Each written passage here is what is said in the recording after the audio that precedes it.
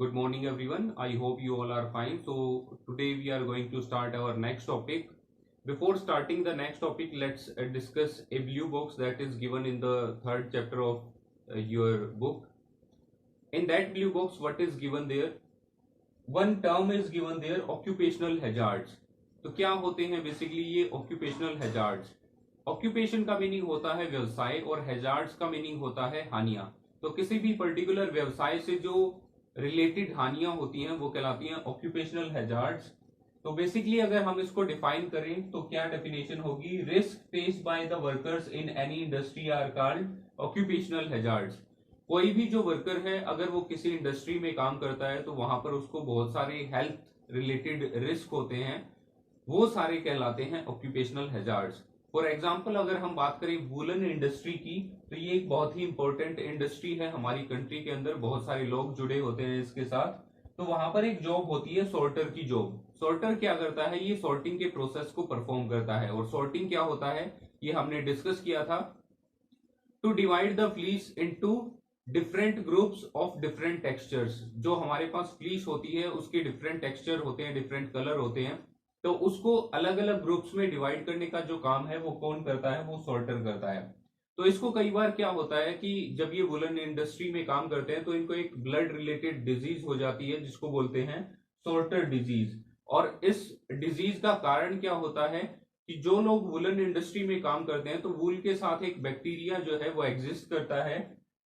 उस बैक्टीरिया का नाम है एंथ्रेक्स। और ये जो बैक्टीरिया है ये कई बार क्या होता है कि जो सोल्टर है उनकी बॉडी के अंदर एंटर हो जाता है और उनके ब्लड के साथ मिक्स हो जाता है और ब्लड रिलेटेड डिजीज जो है वो उनके अंदर उसके लिए रेस्पॉन्सिबल होता है। कौन सी डिजीज होती है? वो सोल्टर डिजीज होती है, जिस जो उनके लिए काफी हानिकारक होती है, काफी फटाल हो सकती है उनके लिए, जिसकी वजह से उनकी डेथ भी हो सकती है। तो इस तरह से अलग अलग इंडस्ट्री में अलग अलग तरह के हैजार्ड्स जो हैं वो लोगों को हो सकते हैं। जैसे जो लोग माइनिंग इंडस्ट्री में काम करते हैं, कोल माइंस में काम करते हैं, तो वहां पर भी उनको टेम्परेचर जो है धूप नहीं मिलती है तो बहुत सारी चीजों की कमी हो जाती है उनकी बॉडी के अंदर, तो उसकी कमी से बहुत सारी बीमारियां उनके अंदर हो जाती हैं। तो इस तरह की जितने भी बीमारियां, जितनी भी डिजीज, जितने भी हेल्थ रिलेटेड इश्यू होते हैं, हेल्थ रिलेटेड रिस्क होते हैं जो उनको फेस करने पड़ते हैं due to their occupation, all those risks are known as occupational hazards. So next we have to discuss about the activity 3.4. Activity 3.4 में आपको बेसिकली करना क्या है? अपने क्लासमेट्स के साथ आपको डिबेट करनी है कि ह्यूमन बींग्स पहले तो रियर करते हैं शिप को पालते हैं और फिर उसके बाद उसके हेयर्स को चॉप करते हैं वूल को गेट करने के लिए। क्या ये सही है या गलत है? तो इस पर्टिकुलर टॉपिक के ऊपर आपको एक डिबेट करनी है और अपने पॉइंट्स जो हैं वो रखने हैं। इसके बाद नेक्स्ट हमें डिस्कस करना है जो नेक्स्ट एनिमल फाइबर है वो है आपकी सिल्क। ये भी आपकी क्या है? एक एनिमल फाइबर है और नेचुरल फाइबर की कैटेगरी में ये आती है। तो इससे रिलेटेड एक टर्म है जिसको बोलते हैं सीरीकल्चर। तो सीरीकल्चर बेसिकली होती क्या है? Rearing of silk worms for obtaining silk is known as sericulture. जब हम सिल्क वॉर्म्स को एक लार्ज स्केल के ऊपर करते हैं, पालते हैं उनको सिल्क को गेट करने के लिए, तो ये जो प्रोसेस है ये कहलाता है आपका सीरीकल्चर। सिल्क के बारे में अगर आपको और ज्यादा जानना है इन दैट केस आप अपनी मदर और ग्रैंड मदर से पूछ सकते हो, क्योंकि वो भी डिफरेंट टाइप्स ऑफ जो सिल्क है उनकी साड़ीज को वियर करती हैं। So next we have to discuss about the life history of a silk moth. Silk moth की जो लाइफ हिस्ट्री है उसके बारे में हम डिस्कस करेंगे।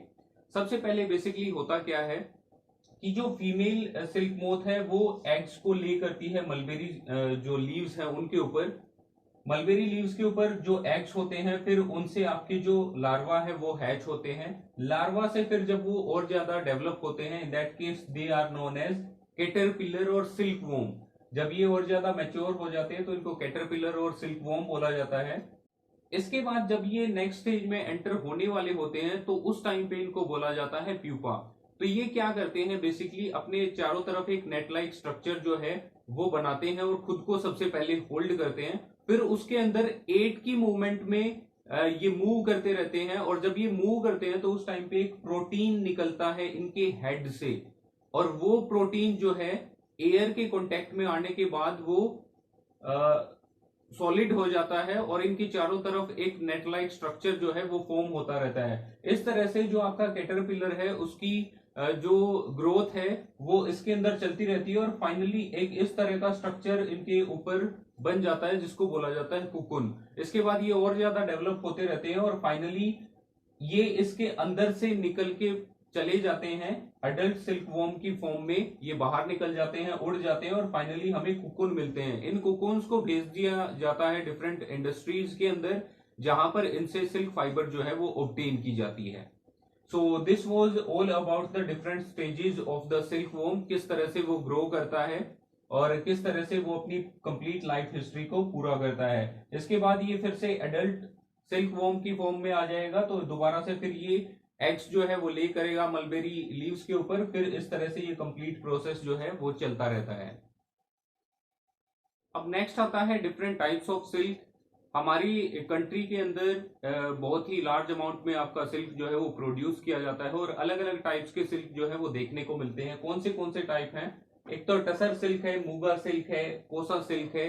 ये जो टाइप्स हैं सिल्क के ये आपको देखने को मिलते हैं हमारी कंट्री के अंदर। इसके अलावा जो मोस्ट कॉमन सिल्क है वो है मलबेरी सिल्क, जो आपको मिलता है मलबेरी सिल्क मोथ से। तो ये जो टाइप्स हैं आपके सिल्क की ये डिपेंड करती हैं कि किस तरह के सिल्क मोथ को आपने रियर किया है, किस तरह के सिल्क वॉर्म को आपने पाला है, तो उसके ऊपर ये डिपेंड करता है। अब मलबेरी सिल्क जो है वो मोस्टली क्यों मिलता है इंडिया के अंदर? क्योंकि इससे जो आपको सिल्क मिलती है वो काफी सॉफ्ट होती है, लश्चरस होती है, शाइनी होती है और इलास्टिक की जो प्रॉपर्टी है वो उसके अंदर देखने को मिलती है। So that's why mulberry silk is the most common type of silk that is found in India. इसके अलावा मलबेरी सिल्क को आप डिफरेंट कलर्स में डाई कर सकते हैं जिससे आपको डिफरेंट कलर्स की जो फाइबर्स है वो मिल जाएंगी और आप डिफरेंट कलर्स के क्लोथ जो है वो मैन्युफैक्चर कर सकते हो। So that was all about today's class. Rest of the things we will discuss tomorrow. Thank you and have a nice day.